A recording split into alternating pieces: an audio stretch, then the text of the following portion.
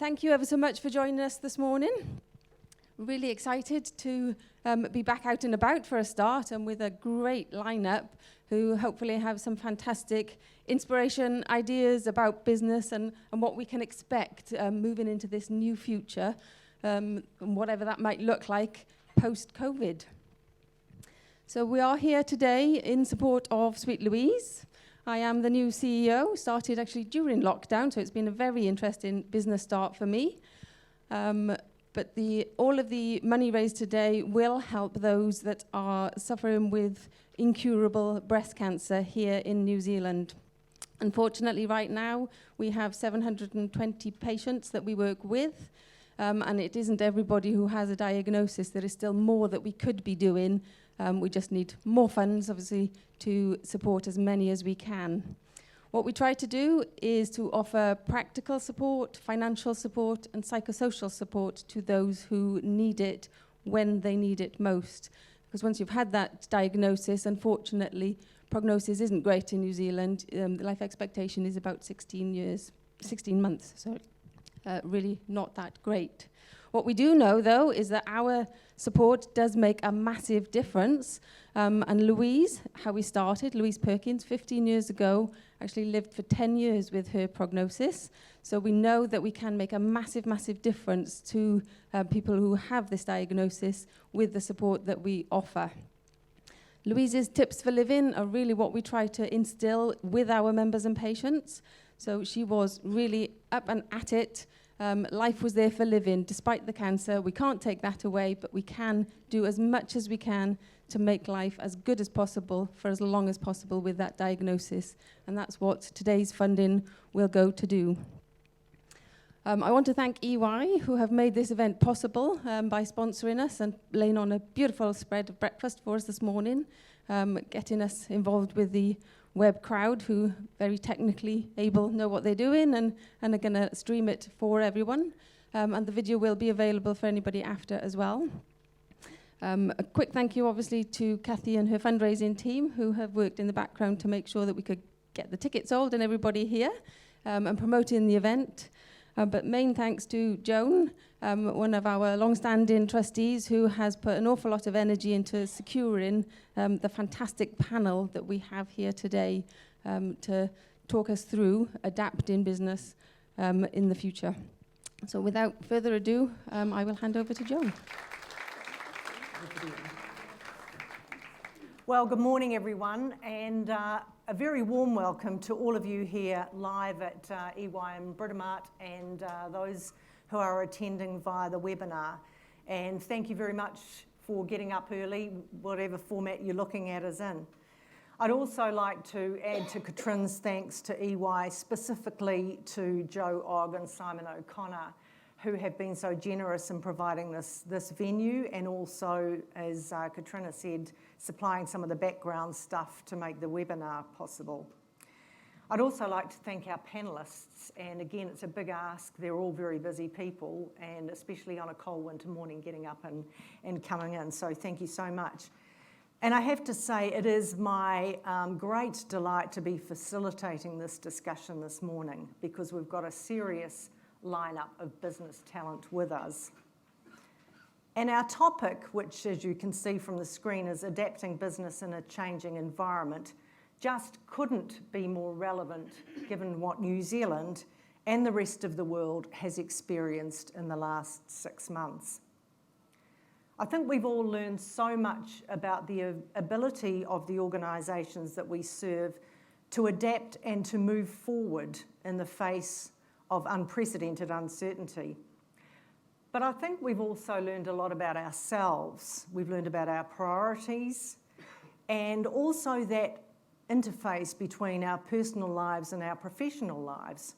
And certainly for the period of the lockdown, I think those lines and the delineation between those two areas was blurred beyond recognition.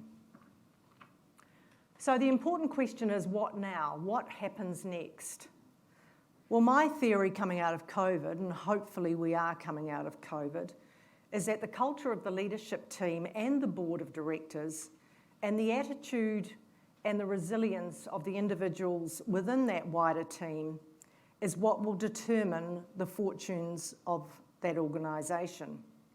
Because we've all done disaster recovery planning, we've done business continuity planning, and they are of course important, but I think what COVID has taught us is that you can't possibly anticipate every eventuality, and you need to be fast and flexible with outstanding communication skills, execution capability, and processes to be able to get through those situations and to thrive. So as I said, we have 4 outstanding leaders here with us this morning, and they're all prepared to share their insights into how they've coped with significant change. So let me introduce them to you. Firstly, Anna Mowbray. Now, I hadn't met Anna before this morning, and I've got to say, I sat in my study doing my research for today, and I was blown away by what this young lady has achieved. So I'm delighted to have had the opportunity to meet you in person, Anna. And Anna's story is amazing, and many of you will be aware that she is a director and co-founder of Zuru, which is a phenomenon. And it is, for those of you who don't know, an enormously successful company that designs, manufactures, and markets toys and consumer products. Now, Anna was based in China for 15 years and has only come back to New Zealand with her 3 children this year. She is COO of what is the 15th largest toy company in the US. She's won awards acknowledging Zuru's creativity and its approach to engineering and supply chain. And in terms of the size and scale of Anna's own role within Zuru, she's responsible for operations, manufacturing, distribution, marketing, sales, product development, investments, legal, and finance.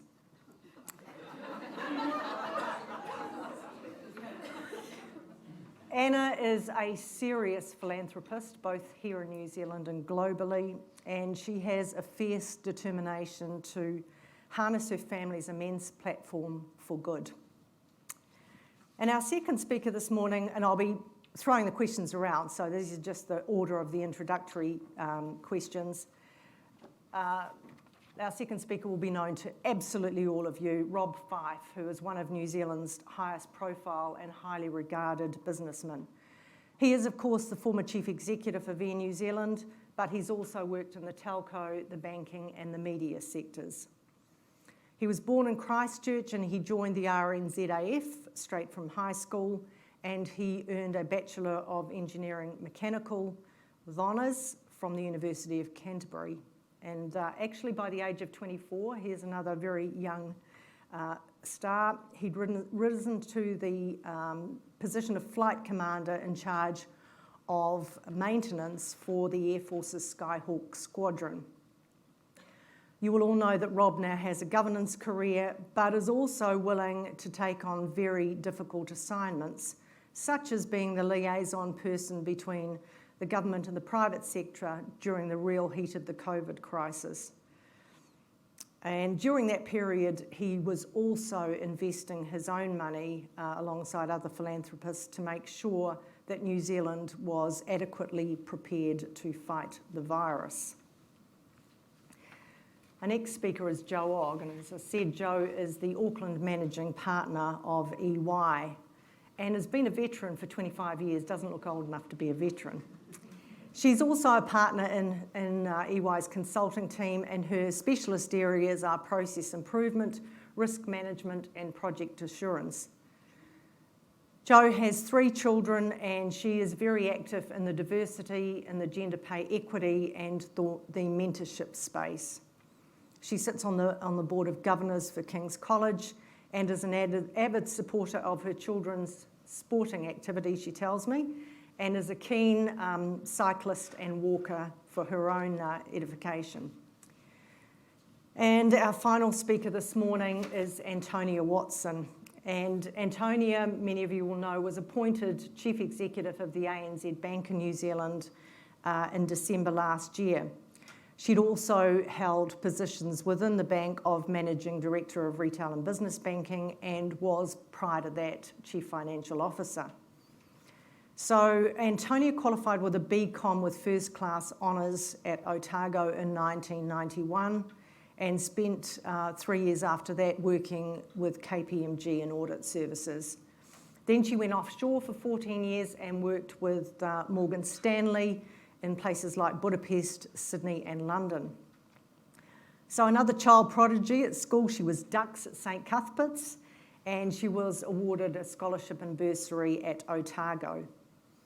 And Antonia's interests are her community, food and wine, discovering the world firsthand and staying in shape. So I'm sure you'll acknowledge that those are pretty impressive credentials for our panel. So the format this morning is I'm going to pose questions. As I said, I'll start off with some with an order, and then it'll be a bit random from there. And the questions that I'm posing to the panellists really are designed to dig into their personal experiences and their insights. After we've spent probably 50 minutes or so talking, we will then invite questions from the floor, and I think, Trin, you're going to be monitoring the webinar for the questions that we get from people attending virtually. With that, I'll step back and let you watch the video.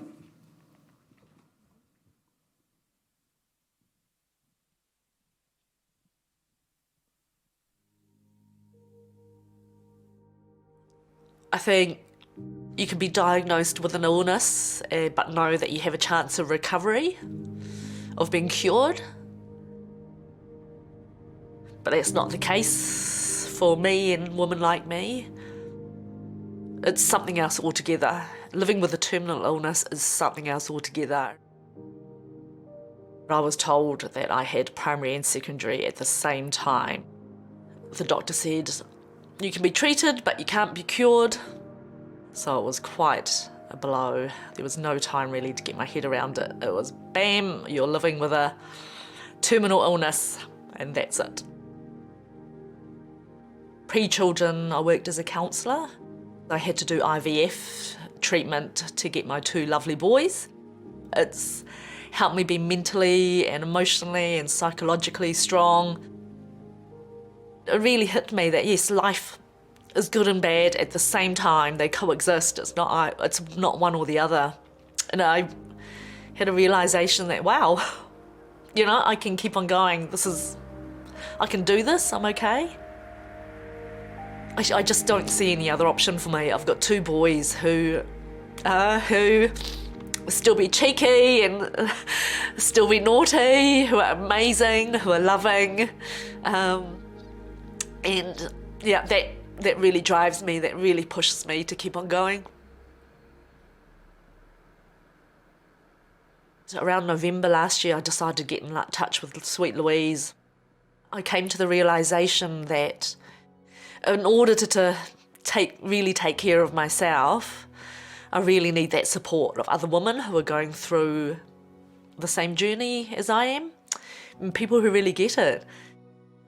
They're all about absolutely cherishing, taking care of their members, and there's nothing else quite like that out there. Every time I chat with one of the coordinators who work for Sweet Louise, I feel uplifted. Being able to spend time in a room with other members who are going through a similar journey, I can just be myself. And most of the time, we're not even talking about our treatment or anything medical. We're just being and enjoying each other's company and laughing and living life. Sweet Louise it gives me something that no one else is able to provide. Being looked after and cherished, and being with people who are going through the same experience. And I feel that's my focus is now, to keep my mind and my heart strong in order to keep on going and to be there for as long as I can for my family. My hopes and aspirations for my 2 boys are that they stay healthy, they grow up to be kind, to contribute to the world, and actually just to be themselves. I just want to stick around as long as I can to do that.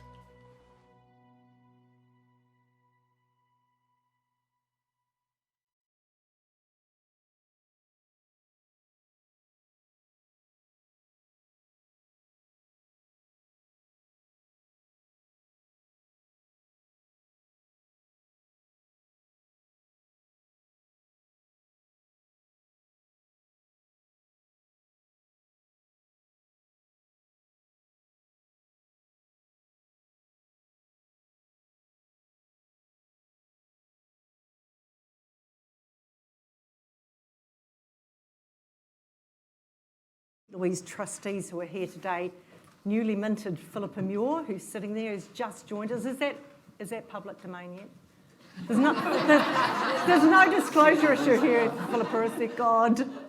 And Janet Mickelson, who's down there, and I'm sure, is Chanel on video, webinar?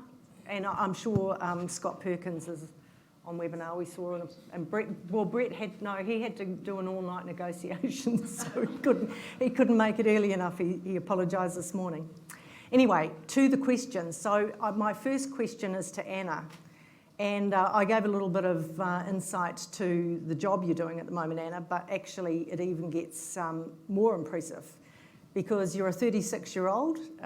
At your age, you can still tell people how old you are. And it's a hugely inspirational story. And actually, you started at Zuru only a year after you left school.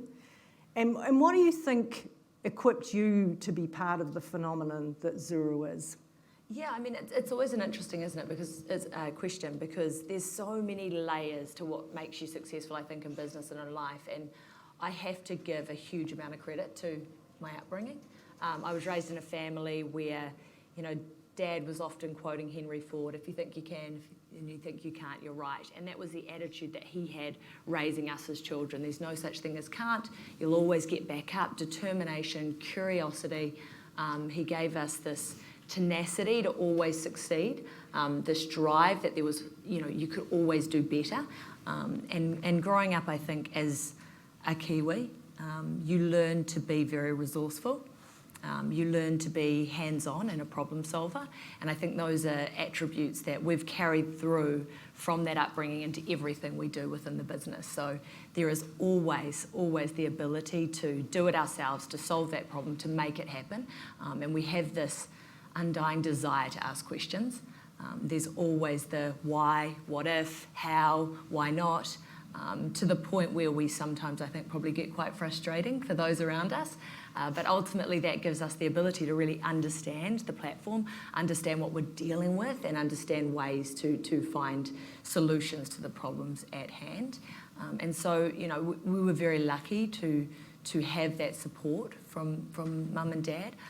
They also truly believed that the one thing that they could offer us above and beyond anything else was an education.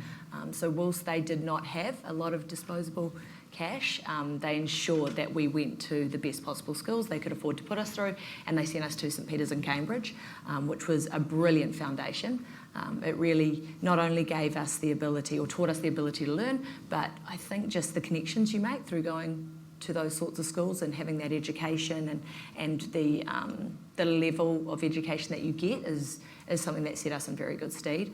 And then I think lastly and not least would be the fact that Dad was constantly pushing us to be entrepreneurial. So he never would accept the fact that we wanted to just go and work for another organisation. That was just his mentality. So I actually started in the business after I graduated from university. I went down to university and I did a food technology degree. And I just remember the entire time that I was studying, Dad would, every holidays, he'd sit me down and say, okay, so what are we going to do? Are we going to start an ice cream business? Are we going to start biscuits? What are we doing with this degree? And I remember thinking, man, you're pushy. But at the same time, he was constantly empowering us to have the confidence to go out and do something for ourselves. He was a farmer, wasn't he?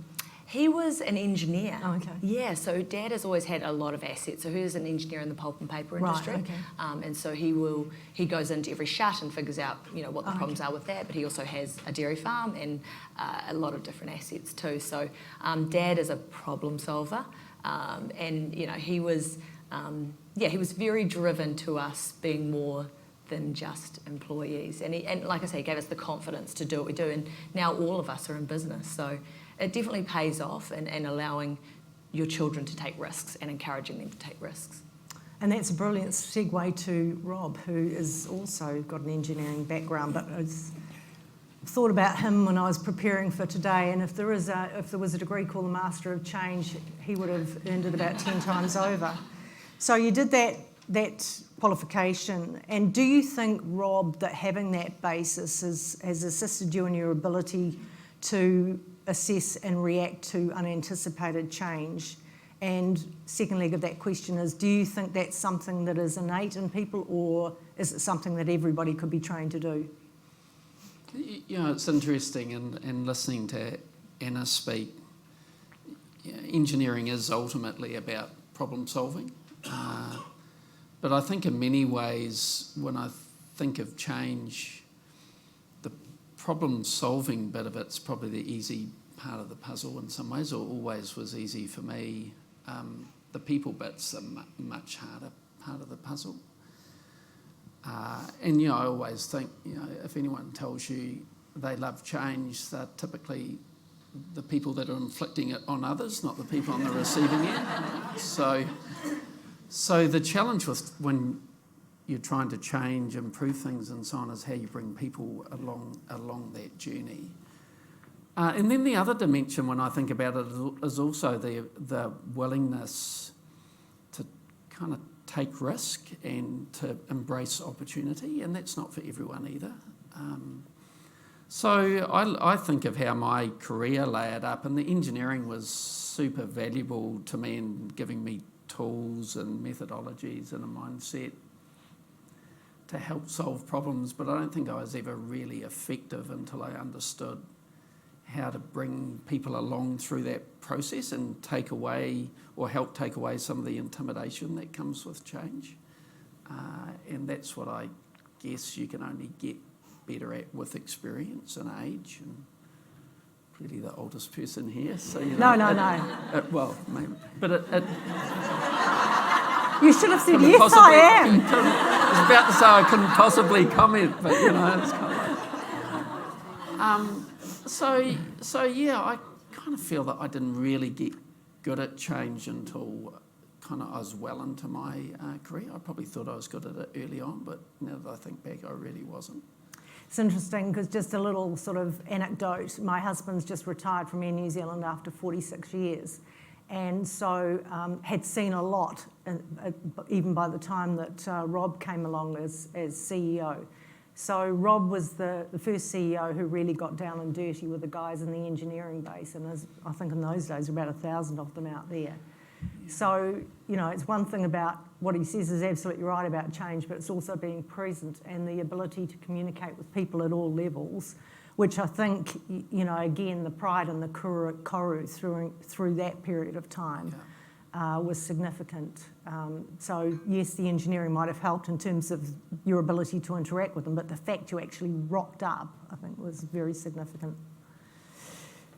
So, Jo, you've had 25 years' experience, so you're a veteran too, as I said before. And I've sort of worked with you in quite a number of gigs over the years as a director.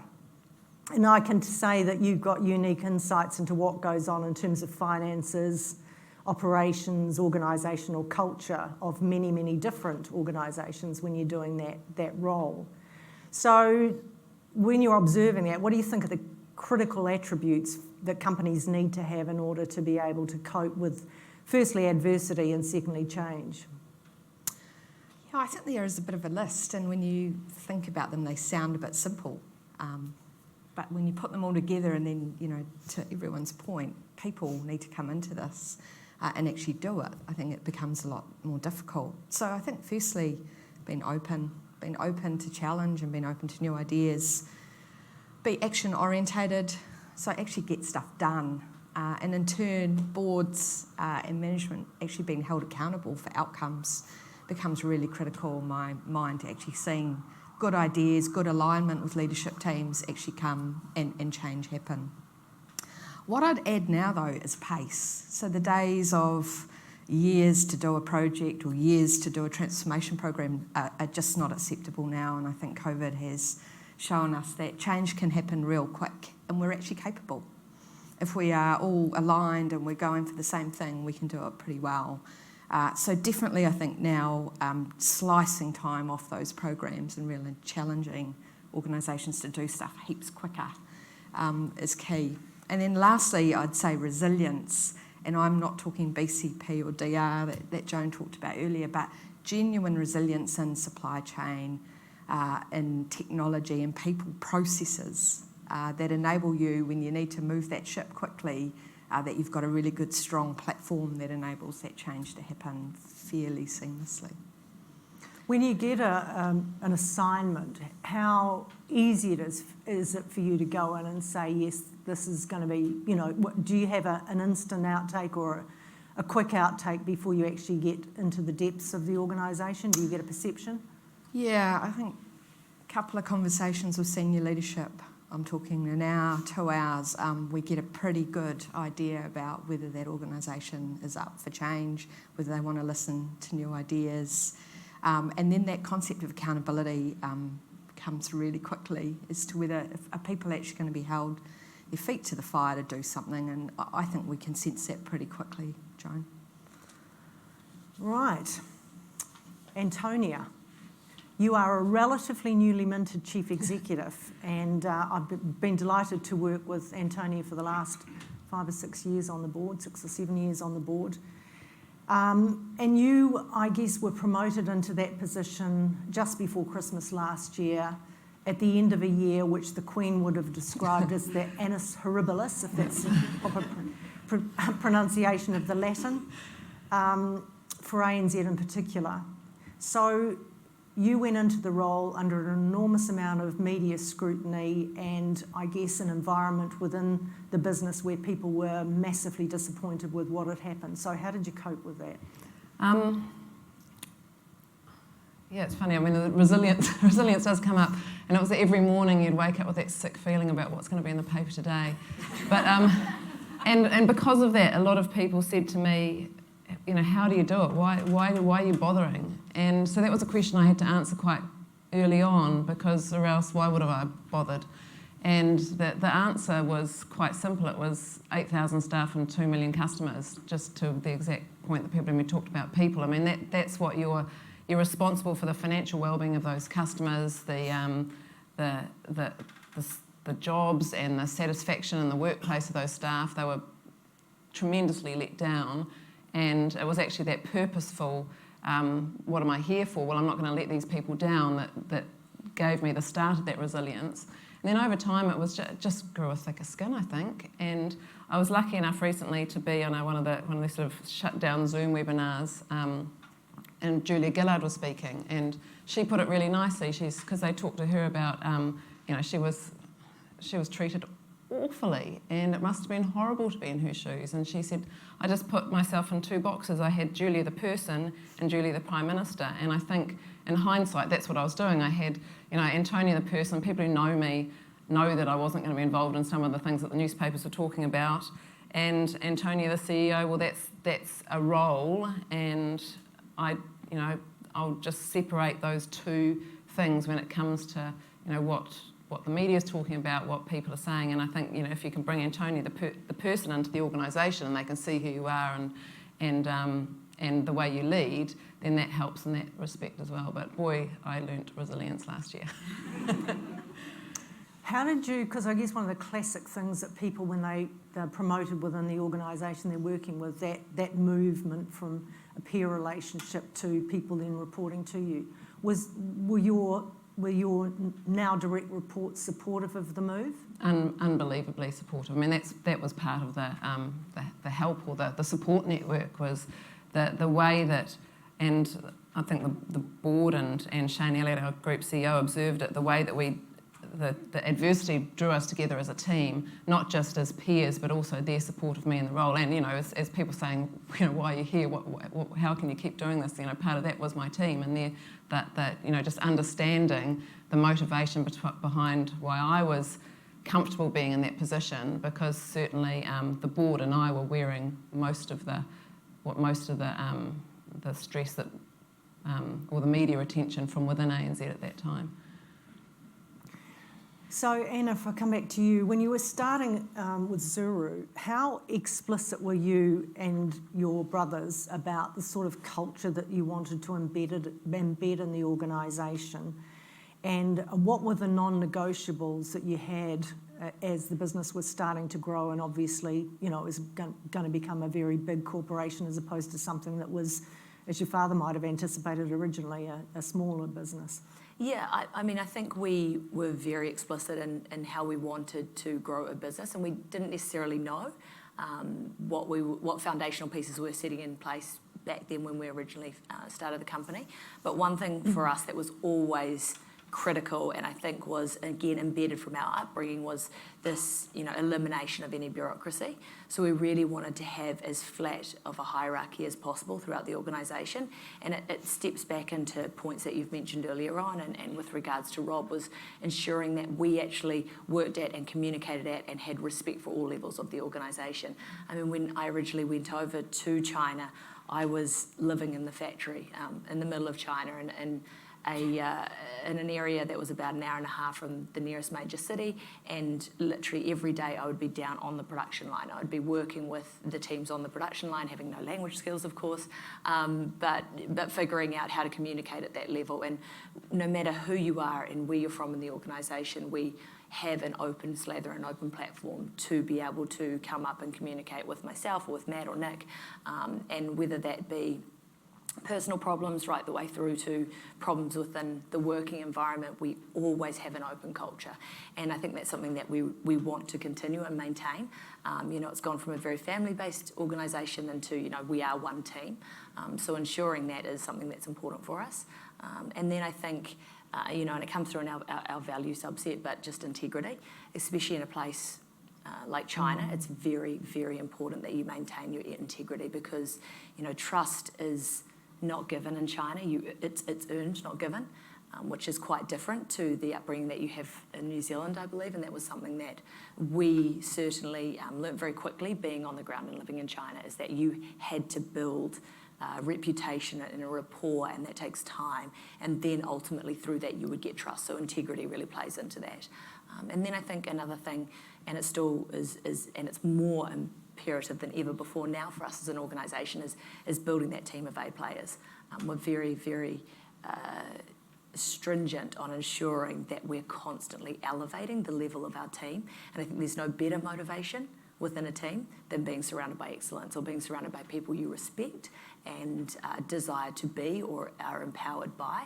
So that's something that's really important for us, and it can sometimes be very difficult as a manager working through that part of the process, but ensuring that we're always performing with excellence, and ensuring that our teams are looking for executional excellence in everything we do is critical.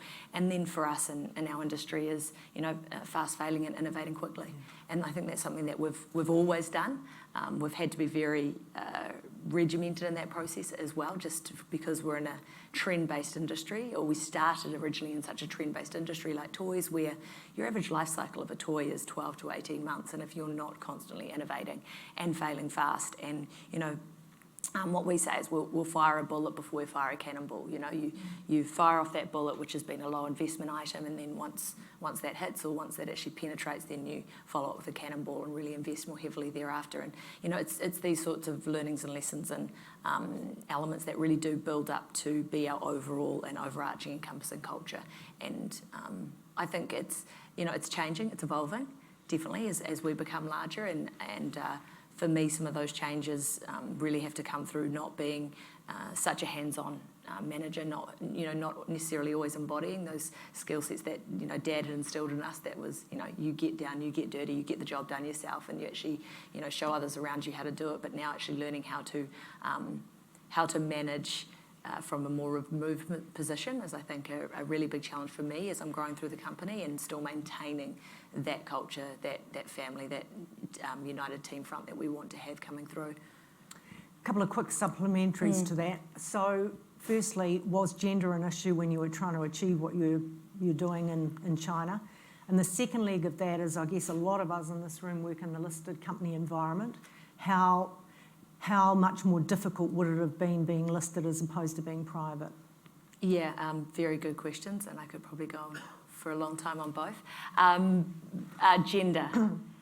I think it is definitely a barrier in China, but I didn't realise it. And I think I actually had the ability to use gender as an opportunity rather than a negative when I was over there, because I was so naive and gangbusters and just going for it, that I was sitting in meetings with, Chinese, business owners, etc., and just not really understanding what I was asking was probably being perceived quite differently to how I assumed it was being perceived, and that was actually a benefit for me because I was able to sit back and absorb a lot more, and almost be a bit unassuming, because it's really not the norm to have a first off female but also foreigner doing business in China at the scale that we were doing it, and having the ability to make change and make a difference happen like we were in China. I mean, the number of businesses that really grew with us and grew up around us, and the respect and the reputation that we built over there for being hands-on, on the ground, learning, understanding, wanting to know the nuances and understand Guangxi, and actually willing to grow with the environment that we were in, I think was something that does still continue to give us a lot of leverage and power in the industry. So I do think, gender was an interesting one. That said, we've got a organisation where we have over 65% females in China, and the fact that the single child policy, where I say this, but it's probably a little bit uncouth, but boys were definitely favoured. And so you had a lot of female children coming through with this real desire to prove themselves, and they had to be independent and stand on their own 2 feet. So some of our, best and ultimate employees over there are actually females, and we've always had a very, very high workforce, female workforce over there. So that's been, quite an interesting way of having a company structured. And then when it comes to publicly listed versus private, I think, there is, that was probably one of our biggest luxuries, is not having any external investment, not having any sort of oversight to the business and our decision-making processes. And, between Matt, Nick and I, we are very rapid decision makers, and we trust each other explicitly. So a lot of the time we didn't even necessarily need to communicate on our intent or our desired path to an outcome, just because we were so aligned on what our goals were. We want to become the biggest toy company in the world. We now want to become, the next P&G. That is who we are, and that's where we're going, and that's how, that's where our goals sit. And so we're aligned on that. And as soon as you have alignment on that goal and that path to success, then I think you can really execute on it in the best possible way and fashion for the organisation. So, how fabulous is that as an aspiration? Rob, I guess we talked about, making sure that people are treated appropriately all the way through the organisation.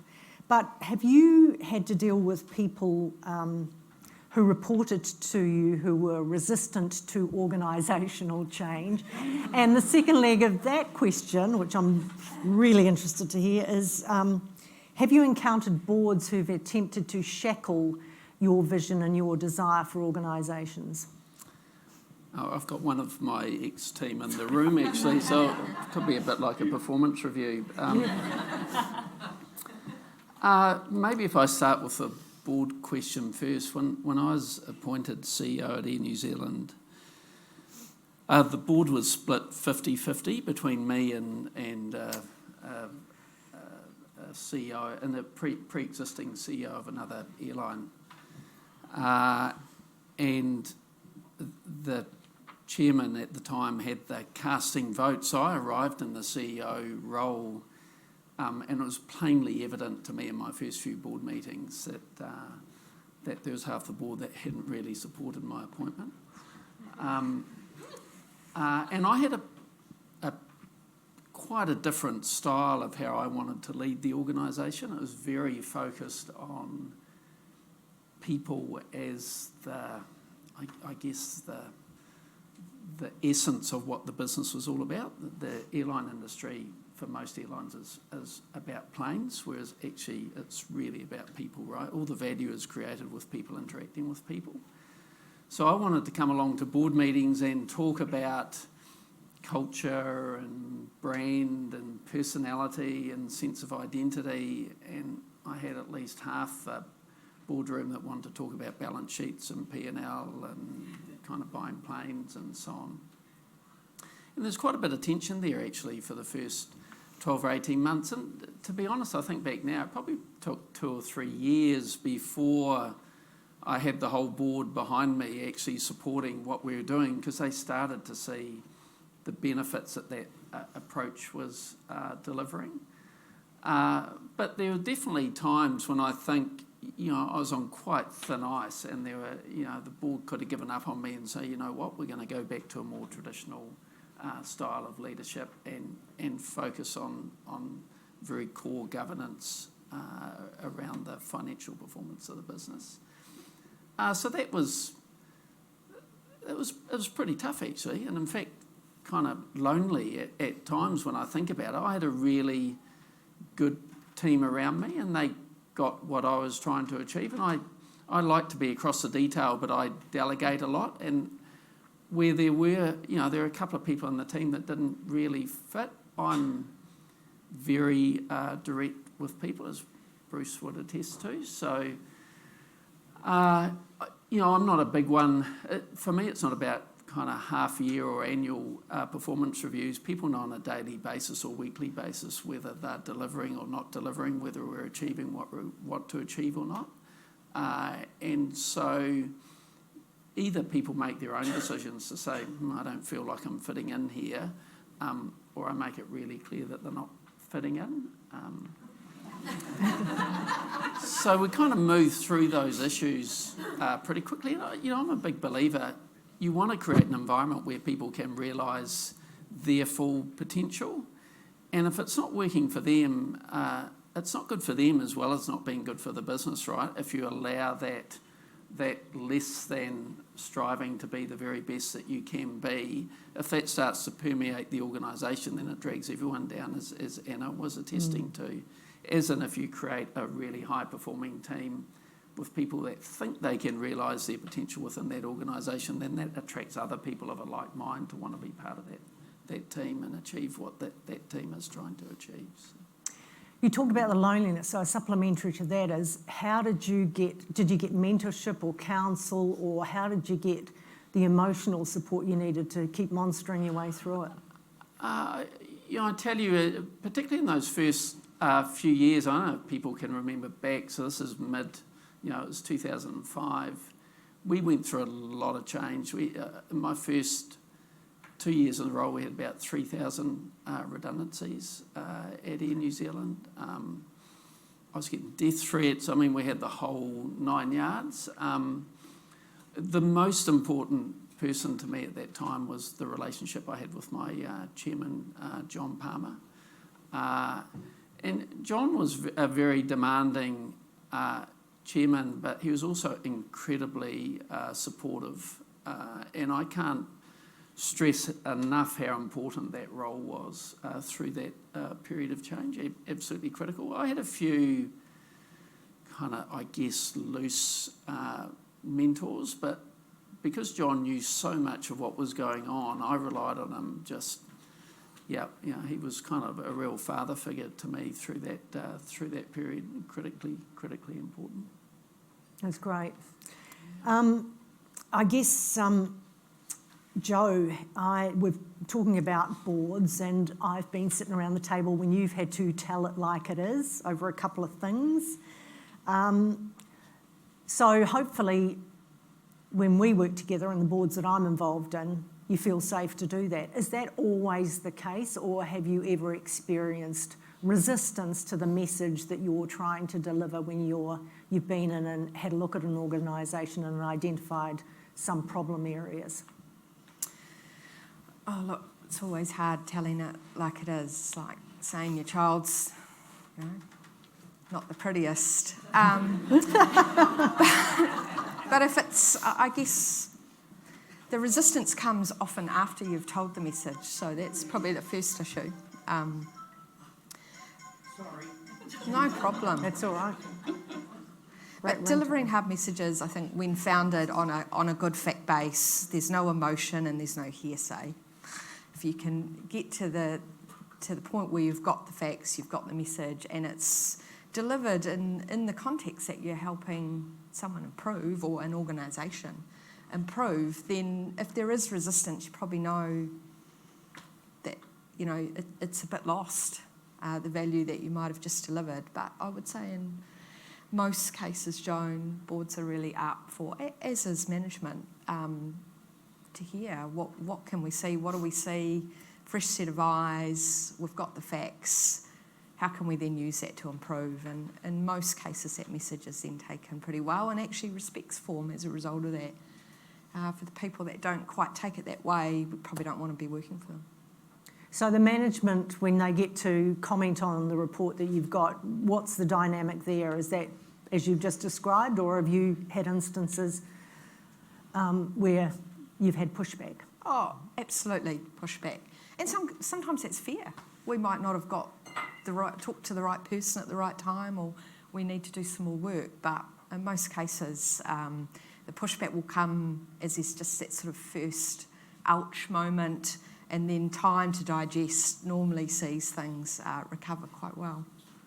That's good to hear. I'm not going to ask you any questions about the board, Antonia. They're awesome. But I guess if you... I guess it's interesting, Rob talking about the relationship with John Palmer, and you've come in with a chair who's not been in the gig for a huge amount of time, but obviously has an enormous profile. How do you find that relationship with your chairman as a new CEO? It's the same. It's the person you've got to talk to, and it's the first. Well, I have two bosses. I have Sir John Key and I have Shane Elliott, our group CEO, and there's that.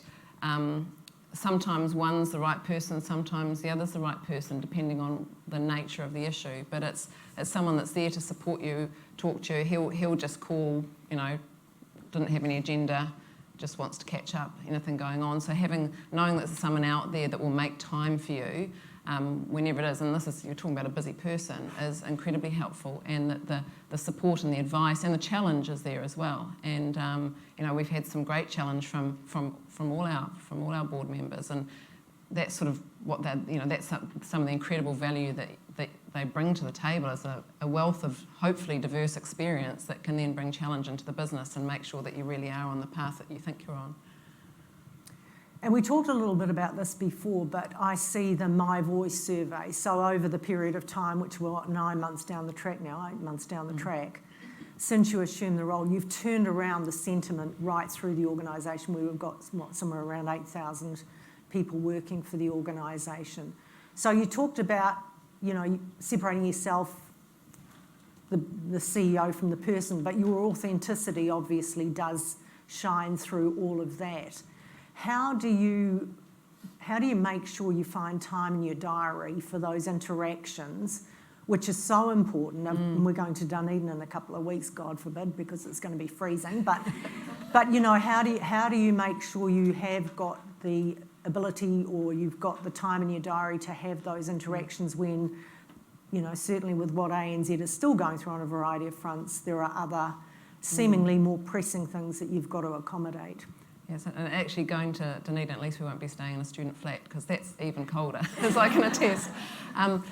It's funny, actually, COVID has even helped with that, because it is about, for us last year in particular, staff were incredibly let down, and one of the things we measure overall employee engagement. It went from the early 80s to the late 60s, I think it was. A lot of organisations would be, that would actually be looking quite good, but that for us was devastating.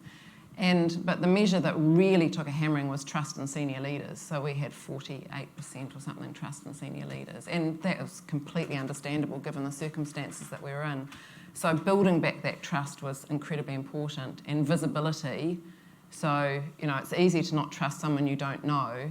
If you get to know someone and you get to feel like that they're on your side and that they are authentic and that they'll tell it like it is when they need to, I think that helps to rebuild that trust. So it wasn't just me, it was the entire leadership team, but we spent a lot of time face-to-face around the country, taking every opportunity to working out the regions that you hadn't been to yet, making sure that you were on the ground, that you were showing an interest, that that you were in the weeds of some technology group with good questions about what they were doing.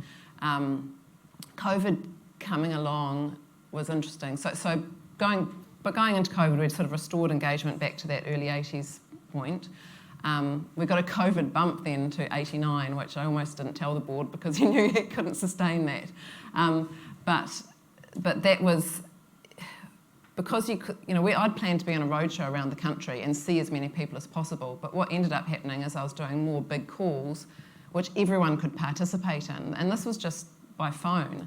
But we had Q&A available, and there were lots of questions, and there's always people that are scared to ask the questions, but someone will always ask on their behalf, so everyone got to hear the answers. And we were really upfront about people there was a clear theme about people who felt that they weren't able to be productive from home, and they felt a bit guilty about that. And so part of that was, well, I can see that you're sweating it, but don't sweat it. We understand. We're in quite unusual times at the moment.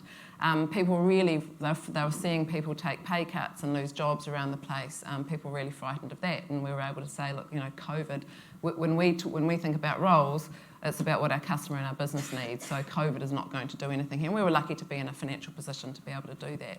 But to be able to answer those questions at a huge scale. So whilst I will do the roadshows, also just making sure, and you can't do big calls just for the sake of it, you have to have something, but making sure that we do that more often and answer the questions, and as we did last year.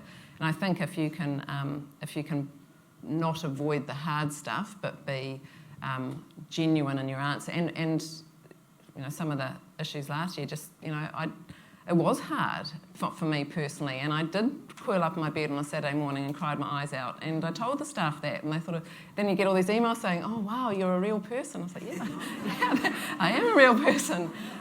So making sure that you and the rest of the team were present and engaged in the business and understood where the issues were and weren't afraid to address the big questions was a big part of it. Talked a bit about COVID.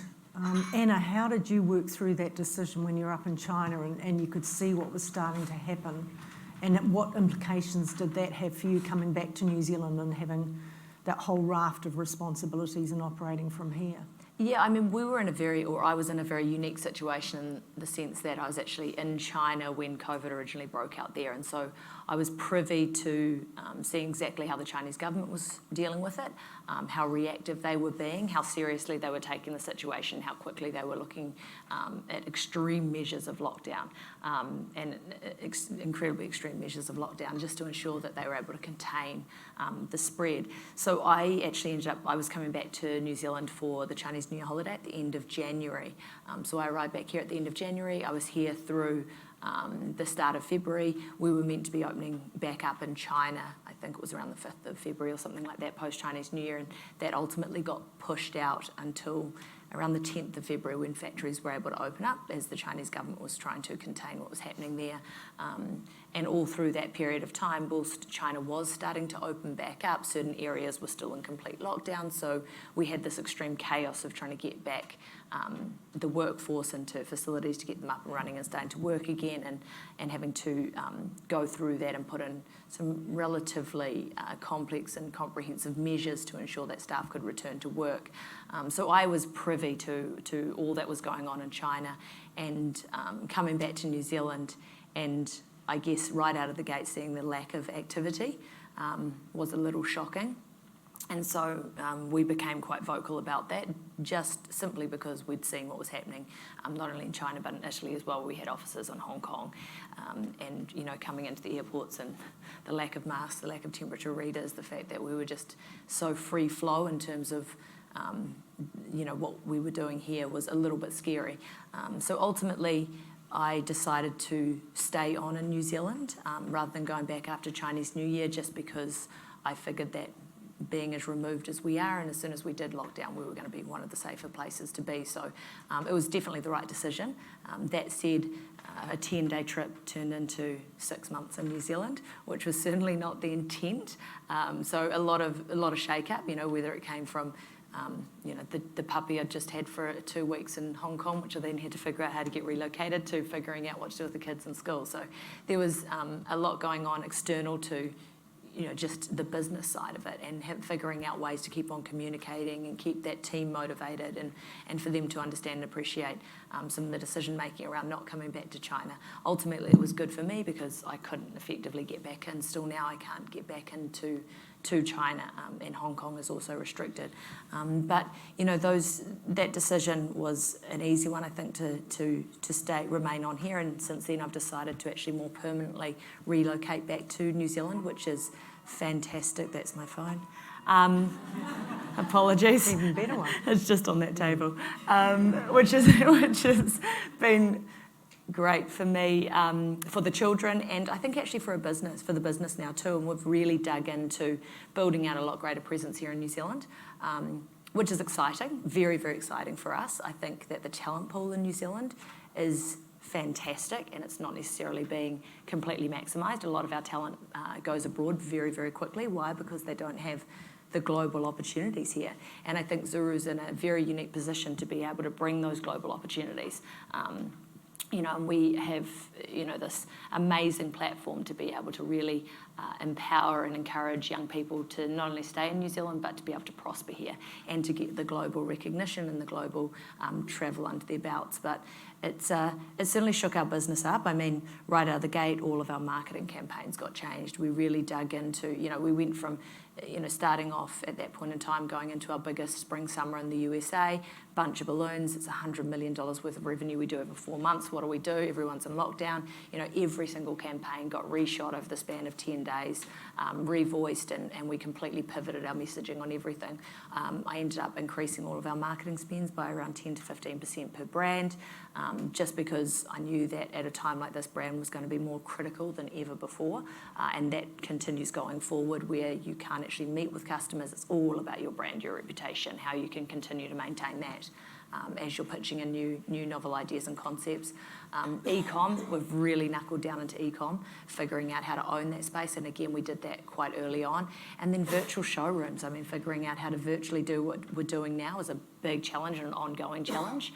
I foresee that we're 12 to 18 months away from being able to be sitting in front of our customers. How do we pitch them? How do we present to them? How do we let them touch, feel, see, be guided by our products in this virtual space? It's definitely a big challenge. But at the same time, huge opportunity.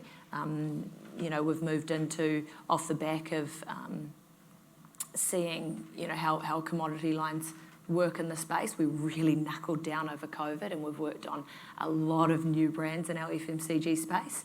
There's been huge opportunities there. And like I say, the talent side of things, being able to really tap into a lot of the incredible talent that's come back to New Zealand while COVID's been ongoing, and give that talent a home here and give it a real purpose, because you're actually in a role that will continue to challenge and nurture and grow those skill sets. And there's not many businesses that can do that. Air New Zealand, Frontiera, maybe Zespri. There's not many that can do that in New Zealand, and so I'm looking forward to being able to continue to grow that space. And God, we've got the technology to enable it now. Yes. Close to 10 years ago. So Rob, listening to Anna and her realisation when she came back to New Zealand of what she was seeing in relation to COVID and perhaps not the speed off the mark that some of us might have been looking for. You faced into that and put your own personal life on the line by hibernating in Wellington for whatever period of time it was. And you, I guess, with things you've been through like Perpignan, where you rehearse for something, but, then it happens and you have to react. How was that period of time for you? Anna was keeping me sane, basically. It was interesting.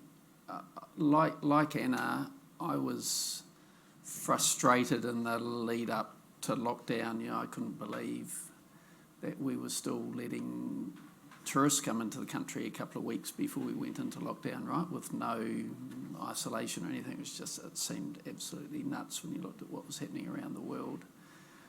And so, we, along with Anna and her brother Nick and some others, were pretty vocal, trying to implore the government to move faster. What I figured out when I got down to Wellington is government isn't designed to move fast. And in fact, our crisis framework isn't designed to cope with a crisis like this. It's designed to cope with an event, an earthquake or a volcano or a terrorist event, something that happens, and then you're immediately dealing with the aftermath.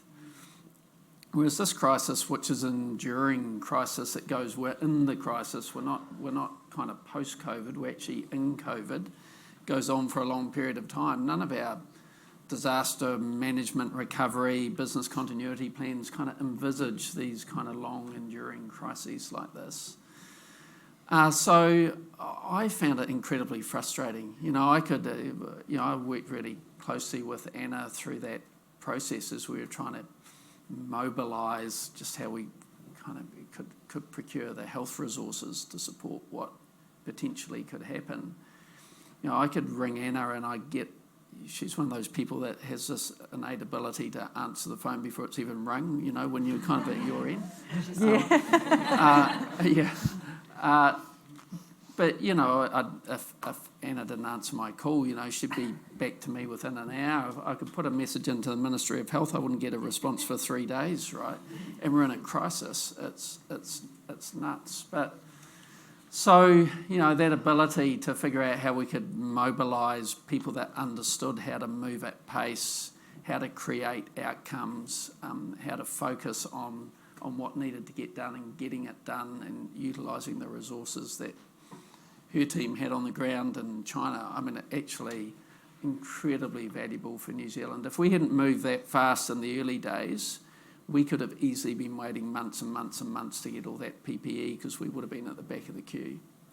So we got ahead of the likes of the States, we got ahead of Australia, and that allowed us to do things we wouldn't otherwise do. But one of the things, I learned, if I go back to that Perpignan incident for Air New Zealand when we lost that aircraft, planning is incredibly important. One of the toughest decisions in that scenario, as I got the call at 6:30 a.m. to say this aircraft was missing. By 8 a.m. I had my first TV interview, and we still didn't know what was going on at that stage. But we'd practiced time and time again to say for an incident like that, you have to get in front of the media and own the narrative right from the outset. Because if you're not the voice that the media is looking to, then they'll go and find another voice. And once you lose control of the narrative, you'll never get it back again. Those voices will become the talking heads right through that incident. And I think, if I look at something the Prime Minister did really well is she got control of the narrative right at the outset and she owned the narrative all the way through. That's critically important, but at the same time it's also critically important that you're very honest and you're very transparent if you're controlling the narrative, because if you get control of the narrative and then you're not honest with people, then that comes back and backfires on you, and that would be I'm quite involved with the Pike River issue. That was the Pike River issue, as the CEO of Pike River got control of the narrative, but he wasn't transparent and honest, and they created a whole lot of false hope, and that kind of came back and bit everyone in the bum. But the other value of practice is, one of the key decisions we had to make with Perpignan. I had to make a decision the first couple of hours whether to run that crisis from here or jump on a plane and fly up with families to France, to where that accident had happened. In hindsight, it's probably a really easy decision to say you just need to get on the plane and get up there and figure out what's going on. We didn't know whether there might be survivors or whatever. But to be out of circulation for 24 hours at the start of a crisis like that is pretty scary, right? That was quite a while ago. We didn't have internet on the planes. You genuinely didn't have no communications for 24 hours. What gave me the confidence to do that was having a team on the ground that had trained for an event like this that I knew could manage all the issues in that 24-hour period, and that gave me the confidence to jump on the plane with those families and head up there. And that's probably the most important decision I made in that whole incident. So, Jo, Rob talked earlier about being across the detail, but his ability to delegate, and he's just talked about a very specific example where he had the confidence to do that and get away. You've got a team of about 700 people, I think, you're responsible for. So when you're screening them, or you don't obviously hire them all individually, and I hope not, but what sort of filtering do you do? What sort of attributes do you screen for, and how do you make sure that people that you're bringing into the organisation fit your needs, both in terms of skills and experience, but also the cultural elements of what you're trying to achieve? Yeah, well, we sort of recruit two bunches of people. So those lovely new, fresh out of university, we've all been there, interns and grads. We bring about 100 of those in a year, every year. And so they go through a really different kind of interview and process. But we're really keen to see they've done some stuff like packing shelves, gardening, something different. So they're all usually pretty bright people. We love engineers too, by the way. Hire a lot of engineers. So we sort of see their technical skills through the education they've had. But we use a lot of our young people to test them on things like office tours or having lunch with them, or some of that softer stuff that, believe me, we see and get a much better feel around their ability to fit in culturally. Are they going to sit in front of a client and not make a fool of themselves? Are they going to ask good questions? But actually, are they just going to have a bit of an attitude of, give me anything and I'm going to put my mind to it? So they're sort of a little bit easier because we have a whole lot of processes and a whole lot of people that are dedicated for days and days. It's a massive investment we make as a firm to make sure we pick those people, and we pick them well. They're not all the A students, despite what everyone's views are. They're students and people that have shown that they're keen to get their hands dirty and really keen to learn. And I reckon we do a top job of that. The problem with that is they all want to go, although COVID might mean now we get to keep them a bit longer. On the other side, we then bring in, hundreds of people a year that are what we call lateral hires. So that's our term for you're not a grad, we're laterally bringing you in. And that's a bit harder because we've only got one or two interviews with a couple of us to make sure that we're making a good decision. And we all know it's a really costly decision if we get that wrong, not just from our own culture, but in terms of how they might service our clients and how they respond there too. So there's sort of two elements that need to go right for us. But we're very much back down to the person. What do they do? What are their interests?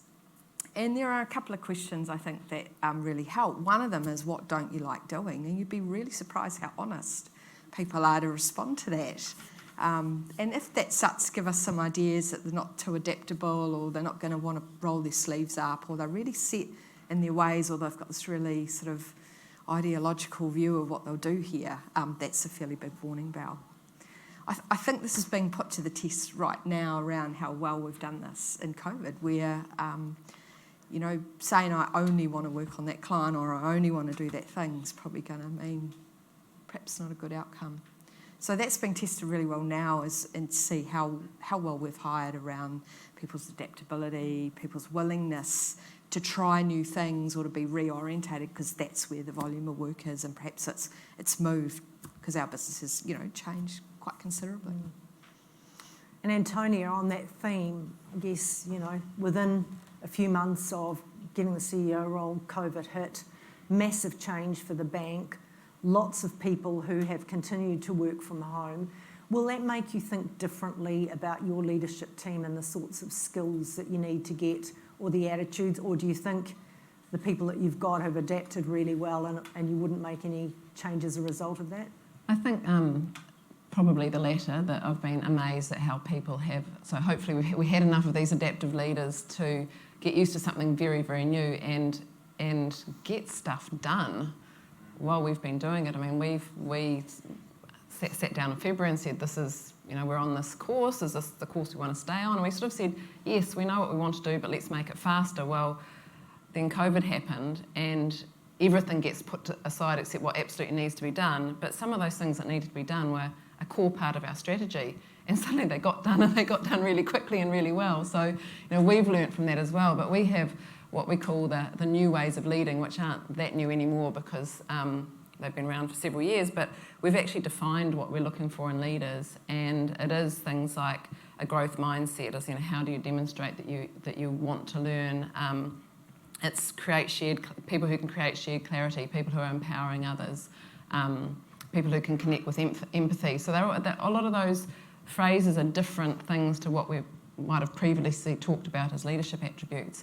And as you've tested people against those attributes, they, you know, if you can demonstrate them, they are the people who shone during COVID in particular. Thank you.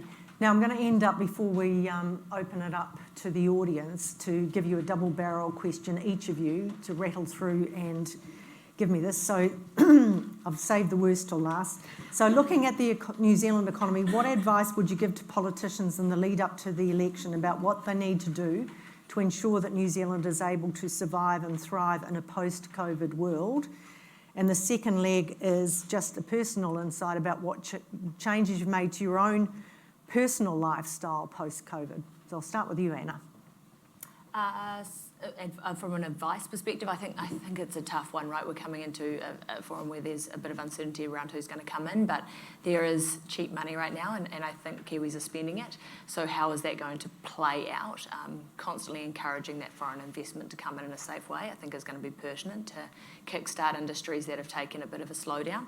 I mean, I've seen it in my industry alone, right, where we go out and we're, you know, shooting TVCs and we can't get talent into a room together because of COVID in so many countries or states within the US.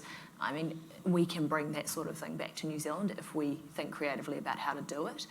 There's so much ability to do that, and I think really maximising as well. It's almost like an inverse brain dump right now, like I said before. How do we maximise that in a safe way again, and encourage businesses such as Zuru to be more New Zealand centric? We do have a great opportunity to do that, and it's figuring out ways to encourage us to do that, I think, is very important. And then what was the last one? What have I changed? Yeah, personal lifestyle changes post-COVID. Oh, I think I gave those before. That's a huge one for me. Moved house on the weekend, all the kids at new schools on Monday, figuring out how to compartmentalise private to business and still maximise and do what we should be doing over in Asia. Big challenges there. Brilliant. Thank you. I'll keep it quick. Yeah. Rob? Yeah, I think, you know, as a country we've made this massive investment in achieving this status we have at the moment, where we don't have COVID within New Zealand or outside of managed isolation and quarantine. We have to now look at how we leverage that and how we leverage it safely. I mean, I think we're still incredibly exposed. If we get the virus coming back into New Zealand at the moment, our contact tracing, our testing is not up to scratch. We're likely to end up back in lockdown.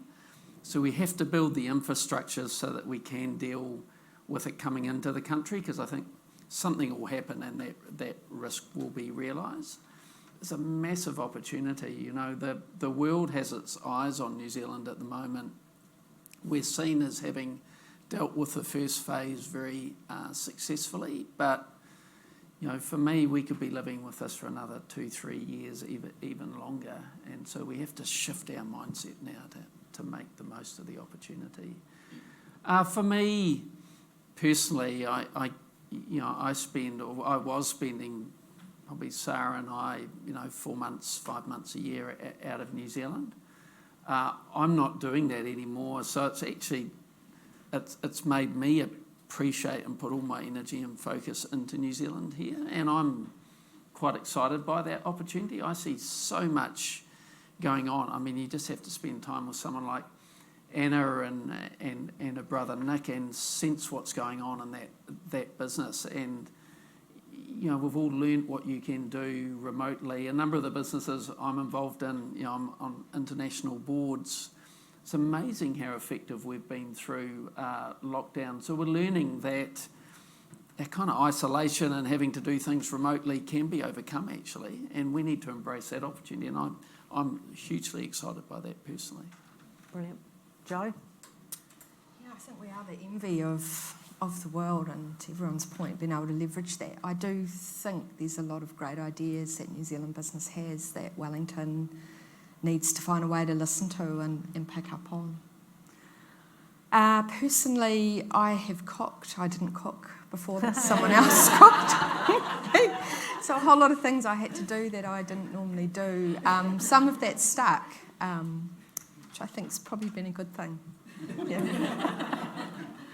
I'm very aligned with what everyone else has said. I mean, if we get 2 or 3 years down the track, and well, first of all, we need to make sure we don't get locked down again or anything like that.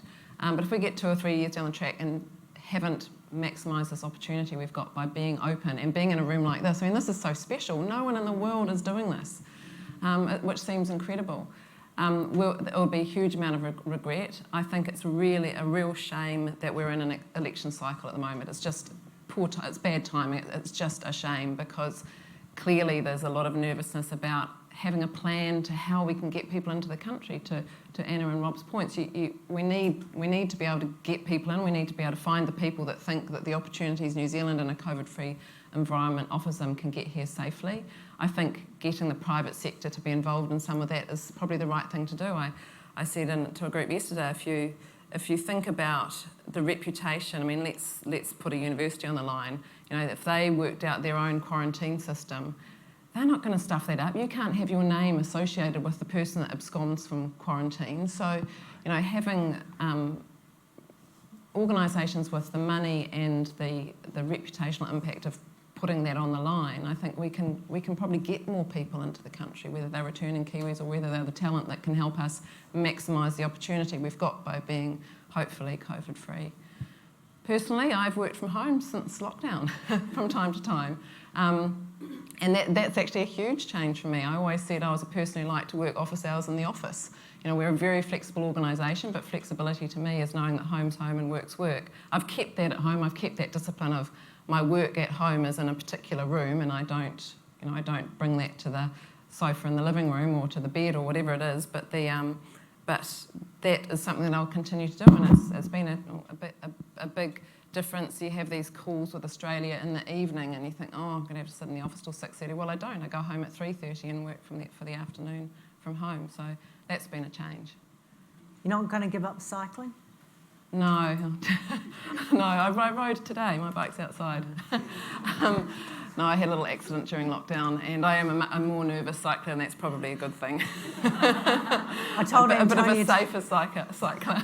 I told Antonia to give it up and take up horse riding, which is my hobby, but I got a new horse about 4 weeks ago, and unfortunately my husband was on it the other day and it chucked him over the side, so, but he's fine. Well, let's just say there was a period during lockdown it was very good that everything was done by call and no one could see quite how ugly I looked. Never ugly. All right, thank you. We're going to open up now to the audience, and I think we've got a roving mic. Okay. Here we go. Ricky. Yes, thank you. Just a question that might be perhaps more for you, Antonia. In terms of the opportunities that we have, there's a lot of money tied up in property, you know, in terms of that asset class. How do we move a lot of the equity out of that so that we can actually put it into the business community and we can start looking to realise that from an export perspective, I suppose? Yeah. That sort of starts to get into really deep things, like from a bank perspective, like capital allocation and things like that. I mean, at the end of the day, we're in a society that housing is incentivised by tax. Housing is incentivised by where banks have, you know, how risky a housing loan is perceived to be compared to a business loan, and therefore banks have to put up less capital. Business loans are actually priced they should be a lot more expensive than housing lending if you really did the proper risk price and economics of it. So that's not discouraging, but it is that the incentives, you're right, are there for housing in a number of ways, and that's a tough thing to unwind. And I'm not really going to sit here and give my opinions on tax policy right at this particular point in the cycle. Anna, I think over here. You just opened Celia. a massive factory in Vietnam, and Vietnam's one of the countries that's really flown under the radar. They clamped down at New Year. They've had 0 deaths and about 450 cases. Couple of questions. Should we be looking to open up to countries like Vietnam that haven't had the deaths and haven't had it, education, all sorts of other business areas? And also, how have you personally found doing business in Vietnam and compared with, say, China? Yeah, so we haven't actually opened our facility in Vietnam. We've actually got a couple of people on the ground there and starting to investigate that. A couple of prongs to this question. Business in Vietnam. From a manufacturing standpoint, huge opportunity, cost of labour being number one. In terms of infrastructure, know-how, skill sets there from a labour perspective, it's definitely behind on where we're at in China. Another element to that is tariffs. It's definitely going under the radar when it comes to Trump and what he's doing right now with China. So definite benefits there from a labour and a tariffs perspective. A few cons in terms of how we really get up and running and get that return on investment quickly, because it is a lot slower from a manufacturing perspective. You don't quite have the intensity of the workforce that you have in China. So there's elements to play in that sphere, but we are definitely diversifying our manufacturing base into Vietnam and into other countries for numerous reasons. Opening up our borders to Vietnam, I think that we should definitely be looking at strategically and very safely opening up our borders to countries that do have the ability to prove that they are COVID-free. I think that's a good next stage for us as a nation. How we do that, I think there's got to be a lot of framework around it, but I think that's a positive approach. Any other questions from the floor? We've got one here, Terry. Yeah, I'd like to ask Rob particularly. Hi there. I'd like to ask the panel, but particularly Rob, because you brought up the planning aspect and the planning that you had made for a catastrophe and how that worked out splendidly for Air New Zealand. And I know other ones like Deutsche Bank, at the time when they had a power cut here some years ago, they had a facility out in South Auckland, which was just for that. And how are we going to handle this situation with a crisis, a potential crisis? And I think it's more than a potential crisis, that we're going to have a dog tag or something like that. How are we going to convince government of that? Yeah, it's interesting. So, I've been working on a range of initiatives in the private sector looking at how we can improve contact tracing. And, just to take a very quick minute, in terms of what we know about this virus, so, right, you get infected on day 0. You start infecting other people on day 3. You don't start getting symptoms until day 6. At the moment, you don't go for testing for another couple of days because the symptoms start off being quite mild. So it's day 8. It takes a couple of days to get your test results back. Day 10 then takes 4 days for our manual contact tracers to reach 50% of your close contacts, right? So we're 14 days. So that person you infected at day 3 went on to infect the next generation at day 6, who went on day 9 and so on.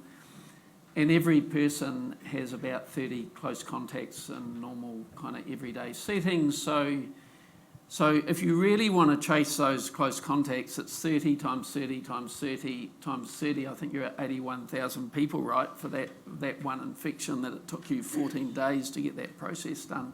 You have to accelerate that process. You can only do it with using digital tools to try and get to people faster. The government was quite motivated to pursue those avenues when we were all in lockdown because everyone kind of understood the need. Now that life is back to normal and we think there's no threat, then the will has dissipated away quite considerably. I'm continuing to beaver away. You see that being played out in public in terms of people having different points of view. One of the other things I found is not only is government slow, but within the bureaucracy, there's a real lack of ambition. Bureaucrats don't like to not achieve their goals. So the easiest way to achieve a goal is set it really low. And there's not a lot of ambition in this whole contact tracing space, which is very frustrating. I'm hoping once the election's out of the way that we can solve that problem, because if we can't, and we get another outbreak here, to build a system like that takes about 6 months. So it will not be in place to solve the next outbreak if we don't get it mobilised in advance. So it's an issue. And a system that has got the privacy built into it, I think that New Zealand calls for. If you go to somewhere like China, they initiated contact tracing out of the gate, and it was every single person on your phone. You had a QR code, you scanned no matter where you went throughout China, any building, whether it was an apartment block to a supermarket, to your office block, you scanned when you went in. So every single person is traced on every movement they make throughout the day. And unfortunately, I just don't think we've got the luxury of doing that here from a privacy perspective. Exactly. So again, you know, I guess the leading solution that's out there is, as you referred to, you carry a card. That card has no personal information on it. All it has is a number, and it just collects the numbers of other cards you're in proximity of. And it's only in the event you test positive that information goes somewhere to say who owns those cards. Now let's text them and tell them to self-isolate while we figure out whether you might have the virus or not. Doesn't tell you where that interaction happened. You know, it's actually the lowest level of kind of imposition on your civil liberties you could get. But anyway, fingers crossed. You know, I'm still optimistic we'll get a solution like that in place, but we do need to move quickly. Can I ask a lead-up question, please, Rob? Sure. When we talk about change, so in leading this, how do we bring that government or people around, thanks, Katrine, to see that vision, to bring this change into New Zealand? Because I think that's really key. It's been touched on before. I think the key is you have to get the conversations going. You know, one of the biggest challenges through this COVID crisis, as I've tried to interface with the business community, is just how do you actually even get an audience to talk to the people that really can make an impact? And government understands that. And in fact, the election cycle, as was referred to, couldn't come at a worse time, because politicians are all now getting distracted by scandals and electioneering and so on, rather than spending their time engaging with people, and not just the lobby groups, but actually the businesses out there that you know really have the potential answers and understand the challenges and the issues. So it's all about creating conversations, and you know, I'm still very engaged with the Prime Minister. She's very motivated to want to get out now and get more engaged, and we're in the process of facilitating a number of opportunities for that to happen, and I think that that will be helpful. Because interestingly, every time I have a discussion with the Prime Minister and say, you know, tell me what don't just tell me, but tell everyone what the criteria are for opening the borders with Australia. Because if I know that it's no community transmission for 28 days, then at least I can now, as a business, I can plan and say, well, that's not going to happen this side of Christmas, is it? So I know that border's shut to Christmas. I can plan for that. I can make decisions on that basis. So my kind of imploring has been, let's be more open about how we move forward, what those criteria are. Let's create those conversations. I think that will happen, probably behind the scenes until the election, but it is starting to happen. All right, well, we promised to have everyone out of here by 9 o'clock, so I think we probably need to round it up at this point. I'd just like to reiterate my thanks to the panellists. I think we've all got to share amazing insights into their personal and professional careers and lives. And I think they've been very, very generous, not only with their time, but also in sharing. So I know we all appreciate that, and I'm sure you'll join me in thanking them.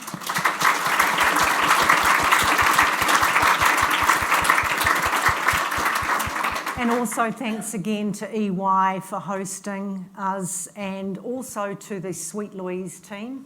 I know Kathy and Katrin, you've done an enormous amount to make today possible, so thank you so much. All have a safe journey home, and keep watching what we're doing for Sweet Louise. It's definitely a very, very worthy cause. Thank you.